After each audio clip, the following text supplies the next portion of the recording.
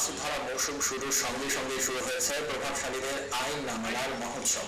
সিলেটের গোপালগঞ্জের বাঘা হাওরে হাজার হাজার একর বোরোর ফসল পানির অভাবে নষ্ট হলেও প্রভাবশালী ইজারাদাররা হাওর শুকিয়ে মাছ ধরতে শ্যালো মেশিন দিয়ে বেআইনিভাবে পানি তুলছে। প্রকাশ্যে এটি ঘটলেও প্রশাসন কোনো ব্যবস্থা নিচ্ছে না। গোপালগঞ্জের বিস্তীর্ণ বাঘা হাওরের তলদেশে প্রায় 70 একর এলাকাকে মাছ চাষের আওতায় এনে গত বছর ভূমি মন্ত্রণালয় হাওর উন্নয়ন প্রকল্প নামে 6 বছরের জন্য দীর্ঘমেয়াদী ইজারা দিয়েছেন।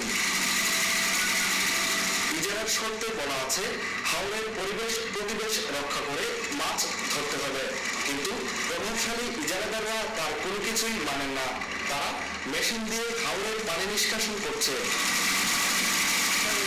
দেখে মনে হতে পারে বড় ক্ষেতে পানি সেচ দেওয়া হচ্ছে, কিন্তু এটা ঠিক তার উল্টো চিত্র। বাঘা হাওরের হাজার হাজার একর জমি সেচের অভাবে বড় ফসল নষ্ট হলেও হাওর ইজারাদার আইনের তোয়াক্কা না করে কৃষকদের সেচের পানি দেননি। এখন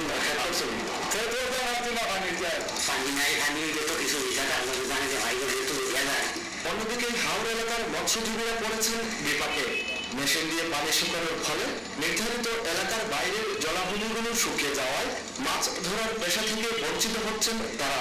মালিকরা তারা মালিকরা কোনো সময় আমরা কাছে বিক্রি করে নাইলে তারা বাইরে আয়ত নিয়ে বিক্রি করে মাছ আমরা কিনতেও পাই। রবিবার তারা পানি নিষ্কাশনের বিষয়টি সম্পর্কে জানতে চাইলে ইজারাদার প্রভাব প্রতিপত্তির যুগে ও অবৈধভাবেই এমনটি করছেন স্বীকার করলেন।